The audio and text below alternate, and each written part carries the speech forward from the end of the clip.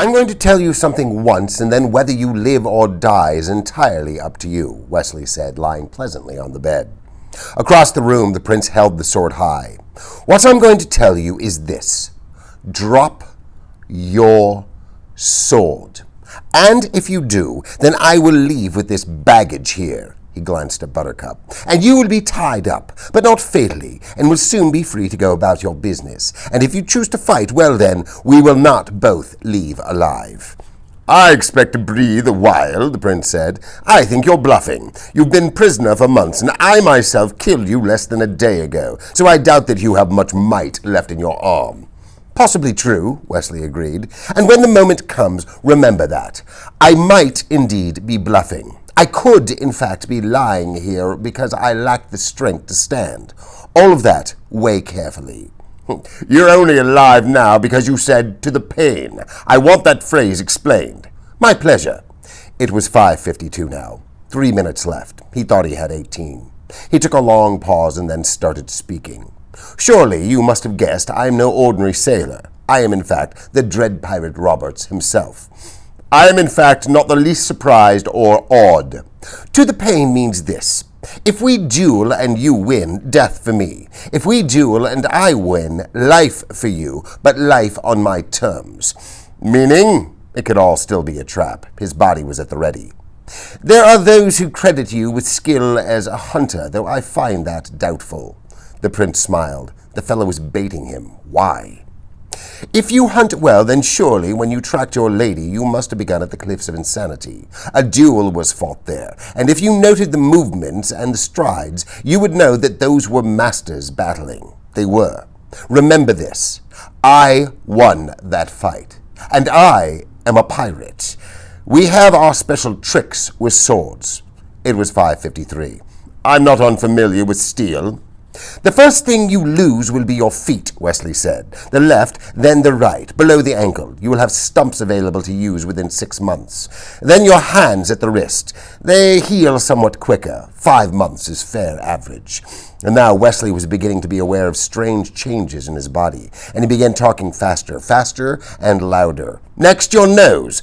No smell of dawn for you, followed by your tongue, deeply cut away, not even a stump left. And then your left eye, and then my right eye, and then my ears. And shall we get on with this? The prince said.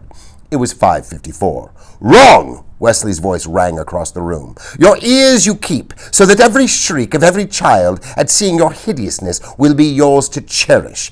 Every babe that weeps in fear at your approach, every woman that cries, Dear God, what is that thing, will reverberate forever within your perfect ears. That is what to the pain means. It means that I leave you to live in anguish, in humiliation, in freakish misery, until you can stand it no more. So there you have it, pig. There you know, you miserable vomitous mass. And I say this now, and live or die, it's up to you. Drop your sword. The sword crashed to the floor. It was 5:55. Wesley's eyes rolled up into his head and his body crumpled and half-pitched from the bed, and the prince saw that and went to the floor, grabbing for his sword, standing, starting to bring it high, when Wesley cried out, Now you will suffer! To the pain! His eyes were open again, open and blazing. Oh, I'm sorry, I meant nothing, I didn't. Look, the prince said, and dropped his sword a second time. Tie him, Wesley said to Buttercup. Be quick about it. Use the curtain sashes. They look enough to hold him. You do it so much better, Buttercup replied.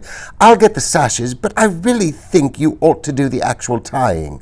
Woman, Wesley roared, you are the property of the dread pirate Roberts, and you will do as you're told. Buttercup gathered the sashes and did what she could, tying up her husband. Humperdinck lay flat while she did it. He seemed strangely happy.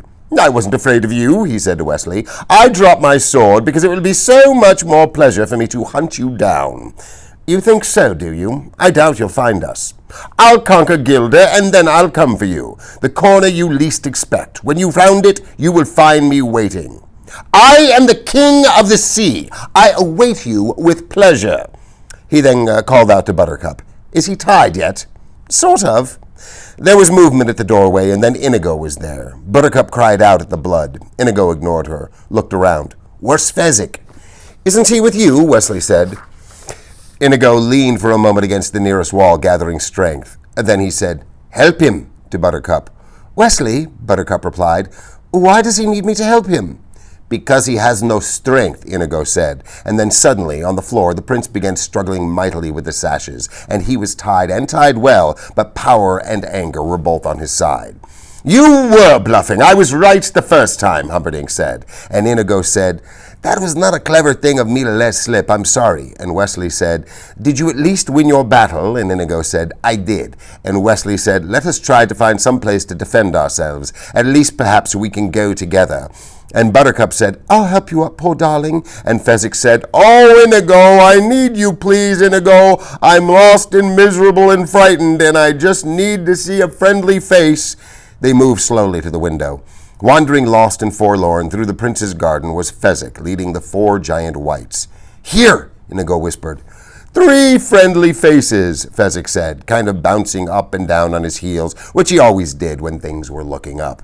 Oh, Inigo, I just ruined everything, and I got so lost, and when I stumbled into the stables and I found these pretty horses, I thought 4 was how many of them there were, and 4 is how many of us there were, too, if we found the lady. Hello, lady! And I thought, why not take them along with me in case we ever run into each other again? He stopped a moment, considering, and I guess we did. Inigo was terribly excited. Fezzik, you thought for yourself, he said. Fezzik considered that a moment, too. Does that mean you're not mad at me for getting lost? If we only had a ladder, Buttercup began. Oh, you don't need a ladder to get down here, Fezzik said. It's only 20 feet. I'll catch you. Only do it one at a time, please. There's not enough light, so if you all come at once, I might miss. So while Humperdinck struggled, they jumped one at a time, and Fezzik caught them gently and put them on the whites, and he still had the key so they could get out the front gate. And except for the fact that Yellen had regrouped the brute squad, they would have gotten out without any trouble at all. As it was, when Fezzik unlocked the gate, they saw nothing but armed brutes in formation, Yellen at their lead, and no one smiling. Wesley shook his head. I am dry of notions. Child's play, of all people, Buttercup said, and she led the group toward Yellen. The Count is dead. The Prince is in grave danger. Hurry now, and you may save him. All of you, go. Not a brute moved. They obey me, Yellen said, and I am in charge of enforcement, and I, Buttercup said. I, she repeated, standing up in the saddle, a creature of infinite beauty and eyes that were starting to grow frightening. I, she said for the 3rd and last time, am the Queen! There was no doubting her sincerity or power or capability for vengeance. She stared imperiously across the brute squad. Save Humperdinck, one brute said, and with that they all dashed inside the castle. Save Humperdinck, Yellen said. The last one left, but clearly his heart wasn't in it.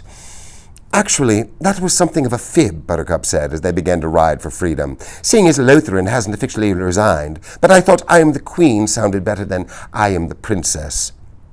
All I can say is, I'm impressed, Wesley told her. Buttercup shrugged.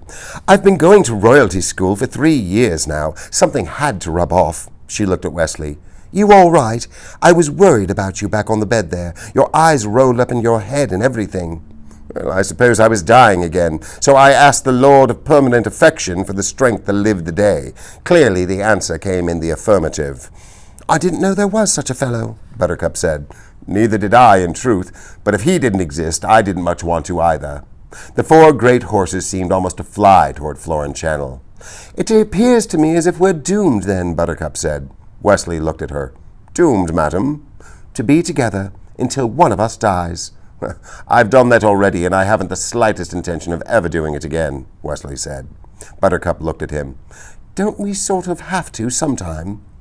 Not if we promise to outlive each other, and I make that promise now. Buttercup looked at him. Oh, my Wesley, so do I. And they lived happily ever after, my father said. Wow, I said. He looked at me. You're not pleased. No, it's just, it came so quick, the ending. It surprised me. I thought there'd be a little more is all. I mean, was the pirate ship waiting, or was that all just like a rumor, like it said? Complain to Mr. Morgenstern. And they lived happily ever after is how it ends. The truth was, my father was fibbing. I spent my whole life thinking it ended that way, up until I did this abridgment. Then I glanced at the last page. This is how Morgenstern ends it. Buttercup looked at him. Oh, my Wesley, so do I.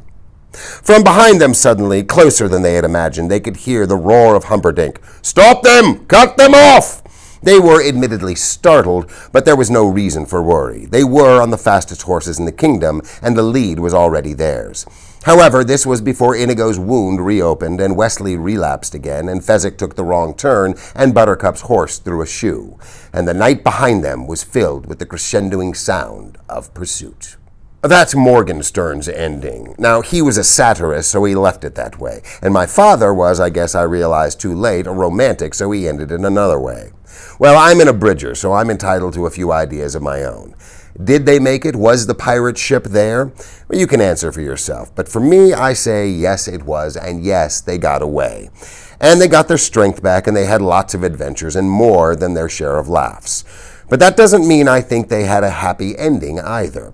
Because in my opinion, they squabbled a lot, and Buttercup lost her looks eventually, and one day Fezzik lost a fight, and some hotshot kid whipped Inigo with a sword, and Wesley was never able to really sleep sound because of Humperdinck maybe being on the trail. I'm not trying to make this a downer, understand. I mean, I really do think that love is the best thing in the world, except for maybe cough drops. But I also have to say, for the umpty-umpth time, that life isn't fair. It's just fairer than death. That's all.